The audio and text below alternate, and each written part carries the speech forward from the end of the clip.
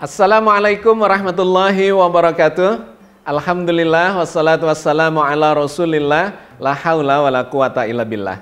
Sahabat sekalian, kita berjumpa di dalam program Cangkir Tasawuf Modern episode 196. Kita masih akan melanjutkan kajian kita terkait dengan iblis dan setan. Di dua episode yang terakhir kita sudah membahas satu terkait dengan bahwa iblis dan setan itu sesungguhnya bukan musuh Allah, tetapi musuh manusia. Mereka adalah ciptaan Allah yang bahkan diceritakan oleh Al-Quran bahwa iblis dan setan itu dengan adanya mereka yang menyesatkan manusia, maka menjadi jelas siapa orang yang beriman dan siapa orang yang mengingkari Allah. Yang kedua, di episode yang lalu kita juga telah membahas satu topik yang menarik, bahwa iblis dan setan itu sesungguhnya bertuhan kepada Allah, tetapi mereka membangkang perintah Allah. Tetapi mereka paham tentang Allah sebagai Tuhan, bahkan menyebut Allah sebagai Tuhannya, bahkan juga merasa takut kepada Tuhan. Tetapi mereka memilih jalan untuk menyesatkan manusia menjadi musuh manusia. Hari ini kita akan melanjutkan pelajaran kita terkait dengan eksistensi dari iblis dan setan itu.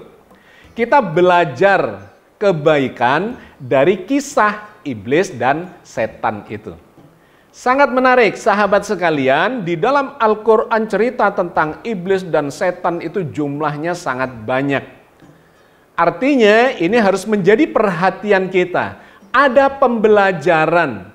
Di dalam Al-Quran itu pelajaran tidak harus selalu yang bersifat baik atau contoh-contoh keteladanan tentang kebajikan, tetapi juga dicontohkan adanya perbuatan yang buruk yang justru kita jangan melakukan hal yang seperti itu.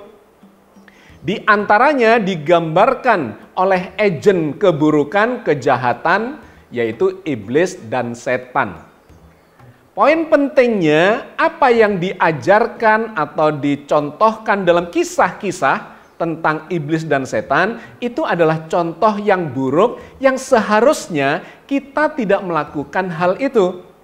Dikarenakan Al-Quran dengan sangat jelas, barang siapa mengikuti iblis dan setan, maka tempatnya itu pasti di neraka. Jadi dengan kata lain, Allah memberikan contoh keburukan supaya kita tidak mengikutinya. Itulah yang digambarkan sebagai orang-orang yang bertakwa, melakukan kebajikan dan menjauhi, bahkan menolak, bahkan melawan, memerangi kemungkaran. Nah sahabat sekalian, mari kita lihat bagaimana Al-Quran bercerita tentang sifat-sifat atau pekerjaan-pekerjaan yang dilakukan oleh iblis dan setan itu. Yang kalau kita melakukan itu, kita bisa celaka karenanya. Apa saja yang menjadi contoh keteladanan dari iblis dan setan tapi dalam konteks yang negatif itu? Ada beberapa sikap dan perbuatan dari iblis dan setan yang sebaiknya tidak kita tiru. Tetapi sebelum kita masuk ke sana, kita diingatkan terlebih dahulu oleh Al-Quran Al-Karim dalam surat Az-Zumar ayat 27.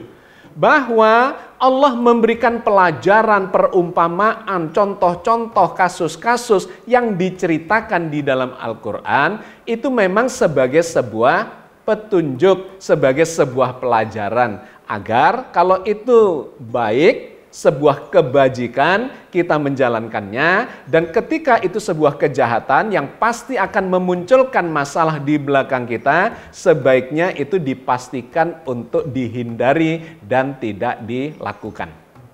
Dalam surat Az-Zumar ayat 27, Allah berfirman tentang berbagai macam pelajaran itu. وَلَقَدْ ضَرَّبْنَا لِلنَّاسِ فِي هَذَا الْقُرْآنِ min kullil masalil la'allahum yatadzakkarun. Sesungguhnya telah kami buatkan bagi manusia di dalam Al-Quran ini setiap perumpamaan supaya mereka mendapat pelajaran. Nah, di antaranya yang paling penting adalah pelajaran contoh kasus terkait dengan orang-orang aktor-aktor dalam kehidupan ini yang mengajak kita untuk menentang Allah. Hati-hati dengan itu, karena itu menjadi satu poin yang sangat mendasar di dalam kehidupan beragama kita. Ketauhidan hanya taat kepada Allah, itu tidak bisa ditawar. Karena itu menjadi perhatian atau menjadi pelajaran sangat penting ketika nanti di dalam Al-Quran ada sejumlah aktor, termasuk iblis dan bahkan manusia, yang kemudian mengajak kita, mempengaruhi kita untuk melawan, menentang kepada Allah sebagai Tuhan kita. Dalam surat Al-Ankabut ayat 41 sampai dengan 43 Allah berfirman, Masalul ladzina takhadhu min dunillahi awliya'a kamasalil ankabut ittakhadat baita wa inna awhanal buyuti la baitul ankabut law kanu ya'lamun. Perumpamaan orang-orang yang mengambil pelindung-pelindung selain Allah adalah seperti laba-laba yang membuat rumah. Dan sesungguhnya rumah yang paling lemah adalah rumah laba-laba kalau mereka mengetahui. Innallaha ya'lamu ma yad'una min dunihi min syai' wa huwal azizul hakim. Sesungguhnya Allah mengetahui apa saja yang mereka seru selain Allah. Dan Dia maha perkasa lagi maha bijaksana. Wa tilkal amsalu nadribuha linnas wa ma ya'kiluha illal alimun. Dan perumpamaan-perumpamaan ini kami buat untuk manusia. Dan tiada yang memahaminya kecuali orang-orang yang berilmu. Jadi sahabat sekalian, Al-Quran memberikan contoh-contoh, kisah-kisah, kasus-kasus kepada kita terhadap orang-orang atau bahkan iblis dan setan yang mengajak mengingkari Allah. Kita dilarang, diajari untuk tidak mengikuti yang demikian itu, karena itu justru menabrak pondasi dari keimanan kita, yaitu soal ketauhidan. Nah, sifat-sifat apa saja yang dicontohkan oleh Al-Quran yang ada pada iblis yang itu tidak mendapatkan ridho dari Allah dan kemudian menjadi masalah bagi dia yang kelak akan menjadikan dia termasuk orang-orang yang masuk ke dalam neraka jahanam. Yang pertama ternyata adalah perasaan atau sifat tinggi hati terkait dengan asal-usulnya. Merasa dirinya lebih mulia dibandingkan dengan orang lain. Pada iblis itu dia mengatakan ketika diperintahkan oleh Allah untuk mengakui Adam, manusia, sebagai khalifah di muka bumi, apa yang dia katakan pada waktu itu kepada Allah? Dia mengatakan, aku lebih baik daripada Adam itu. Dikarenakan aku, iblis, diciptakan atau engkau ciptakan, ya Allah, dari bahan dasar api. Sedangkan manusia, Adam itu dibuat dari tanah. Tentu saja api lebih baik, lebih mulia dibandingkan tanah. Itu perasaan yang ada pada iblis pada waktu itu. Allah menceritakan hal ini dalam surat Al-A'raf ayat 12. Qala ma mana'aka alla tasjuda idh amartuk? Qala ana khairum minhu. Khalaqtani min nari wa khalaqtahu min tin. Allah berfirman, apakah yang menghalangimu untuk bersujud menghormati Adam di waktu aku menyuruhmu? Iblis menjawab, saya lebih baik daripadanya. Engkau ciptakan saya dari api, sedang dia engkau ciptakan dari tanah. Nah, perasaan lebih baik diantaranya dikarenakan keturunan itulah yang kemudian menjebak iblis ini untuk melakukan sesuatu yang menentang Allah. Dia mengambil risiko yang sangat besar dengan tidak mentaati, bahkan menentang, membangkang kepada Allah yang dia tahu sesungguhnya itu adalah Tuhannya. Sahabat sekalian, sifat yang begini ini ternyata dihembuskan oleh iblis dan merasuki jiwa manusia. Banyak di antara kita ini merasa lebih baik daripada orang lain karena banyak hal. Salah satunya dikarenakan keturunan. Dia merasa keturunan dari penguasa, merasa keturunan dari orang kaya, merasa keturunan bahkan dari tokoh, bahkan mungkin merasa keturunan dari nabi dan rasul, dan seterusnya. Yang itu oleh Al-Quran sesungguhnya dilarang. Dicontohkan salah satunya dari kasus iblis ini, yang merasa dirinya lebih baik dibandingkan makhluk lain dikarenakan soal keturunan, padahal amalannya enggak gitu. Jadi poin pentingnya sesungguhnya bukan pada keturunan, dari siapa saja dia diturunkan. Bahkan kita pernah membahas Nabi Ibrahim itu pernah bermohon kepada Allah ketika Allah mengatakan, Ibrahim, engkau dijadikan sebagai imam bagi manusia. Kemudian Nabi Ibrahim berdoa kepada Allah, ya Allah, jadikanlah keturunanku juga sebagai imam bagi umat manusia. Tetapi Allah mengatakan, ini tidak berlaku bagi keturunanmu orang-orang yang zalim. Artinya keturunan itu tidak menjadi jaminan bagi seseorang itu untuk disebut sebagai atau dikelompokkan sebagai orang yang baik, yang berkualitas, dan seterusnya. Poin pentingnya adalah bergantung pada amalan kita sendiri. Jadi ini poin yang sangat penting, jangan sampai kita meniru sifat iblis ini, karena ini akan menjebak kita kepada jalan yang sesat, seperti yang digambarkan oleh Al-Quran terhadap iblis dan kemudian turunan-turunannya atau pengikut-pengikutnya. Sehingga di ayat lanjutannya dari surat Al-A'raf 12 ini, Allah melanjutkan di ayat 13-nya, bahwa orang yang memiliki ketakaburan, kesombongan primordial seperti itu, dikarenakan keturunan atau apapun takaburnya, jadi selain keturunan bisa saja dia merasa takabur, menganggap dirinya lebih pintar, lebih berilmu, lebih kaya, lebih segala-galanya. Kesombongan itu ternyata menjadikan iblis kemudian justru diusir oleh Allah dari dalam surga. Dikarenakan kata Allah, tidak ada yang bisa masuk atau pantas berada di dalam surga ketika orang itu adalah masuk dalam kategori yang takabur, tinggi hati, dan menyombongkan diri.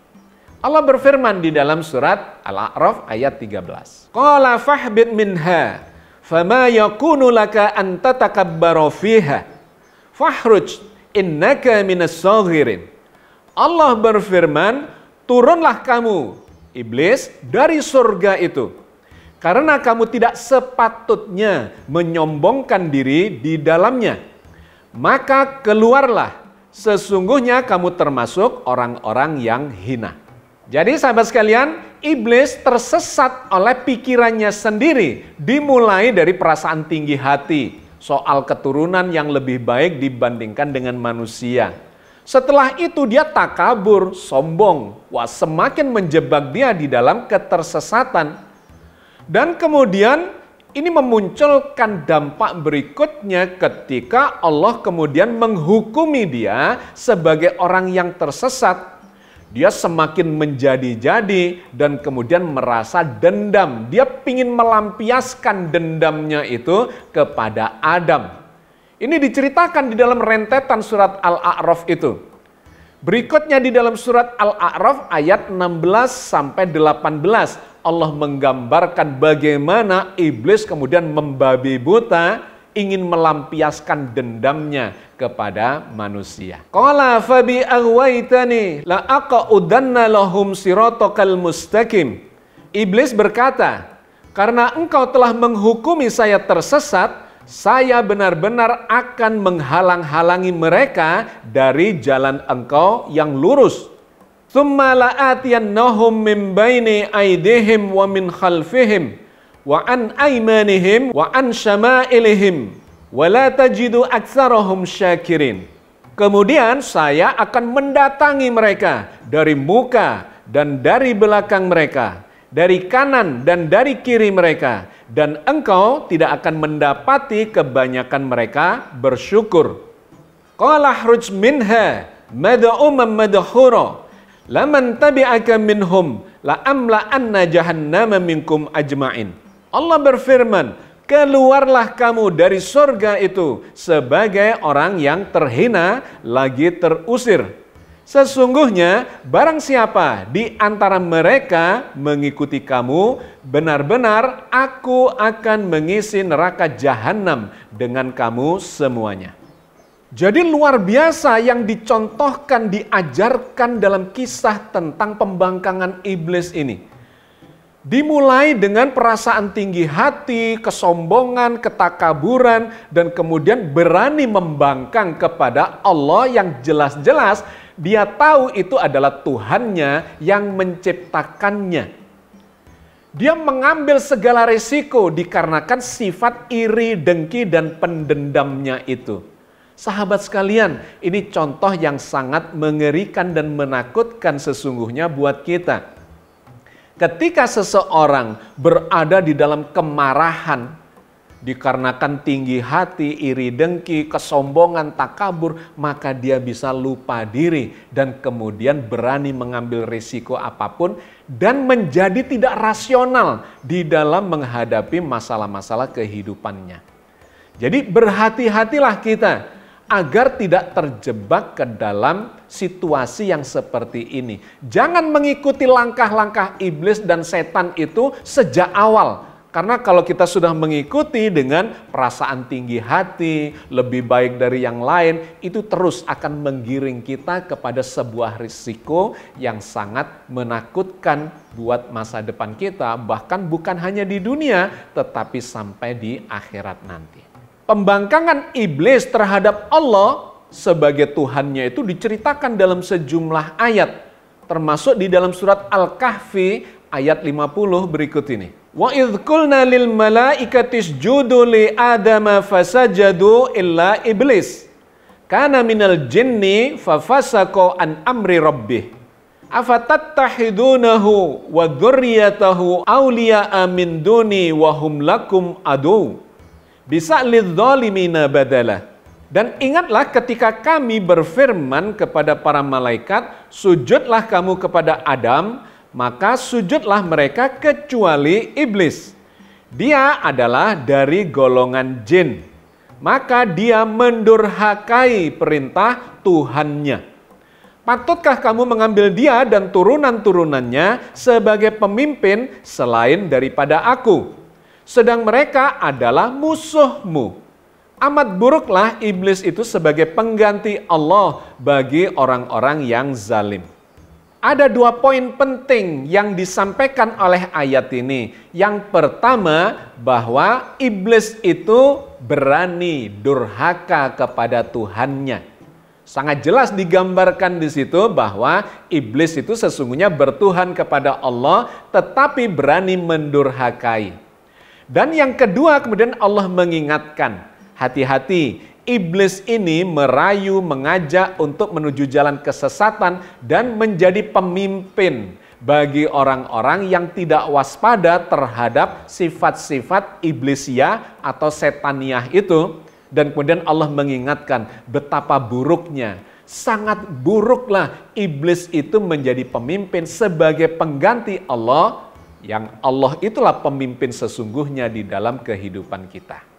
Gambaran betapa kukuhnya niat dari iblis untuk menyesatkan manusia itu digambarkan dalam banyak ayat di dalam Al-Quran. Salah satunya di dalam surat Shad, rentetan ayat 82 sampai 85. Qala fa bi izzatika la ughwiyanahum ajma'in.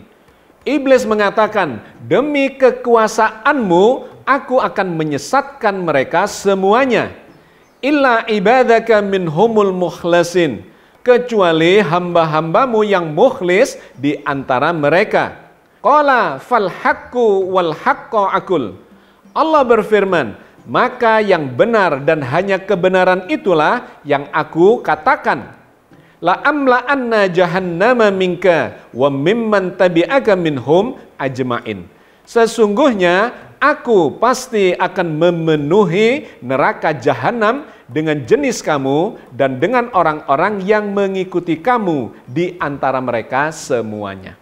Oke sahabat sekalian, saya kira kita cukupkan sampai di sini kajian kita belajar dari dalam Al-Quran terkait dengan kisah-kisah yang digambarkan dari orang-orang atau makhluk-makhluk yang mencontohkan kejelekan, mencontohkan keburukan. Di mana dengan kata lain Allah mengajari kita agar jangan meniru dan mengikuti mereka itu. Kenapa? Karena dengan sangat jelas Al-Quran menggambarkan barang siapa mengikuti seperti dicontohkan oleh iblis itu, maka dia menjadi tersesat dan tempatnya tidak bisa tidak adalah neraka jahanam. Maka sekali lagi ini menjadi pengingat bagi kita, jangan menjadi orang yang tinggi hati, yang sombong, yang membangga-banggakan keturunannya, tetapi sesungguhnya kita tidak memiliki amal kebajikan yang itu menjadi tuntutan dan pelajaran bagi kita semua agar kita praktekkan dalam kehidupan beragama kita. Begitu kita mengikuti langkah-langkah setan dan langkah-langkah iblis itu, kita akan semakin jauh terjebak dan kemudian berani menentang, membangkang kepada Allah. Meskipun kita mengatakan kita bertuhan kepada Allah. Mudah-mudahan Allah senantiasa membimbing kita di atas jalan yang diridhoinya, di atas jalan yang lurus, jalannya orang-orang yang diberi nikmat, bukan jalannya orang-orang yang dimurkai, dan bukan jalannya orang-orang yang tersesat. Amin ya rabbal alamin. Assalamualaikum warahmatullahi wabarakatuh.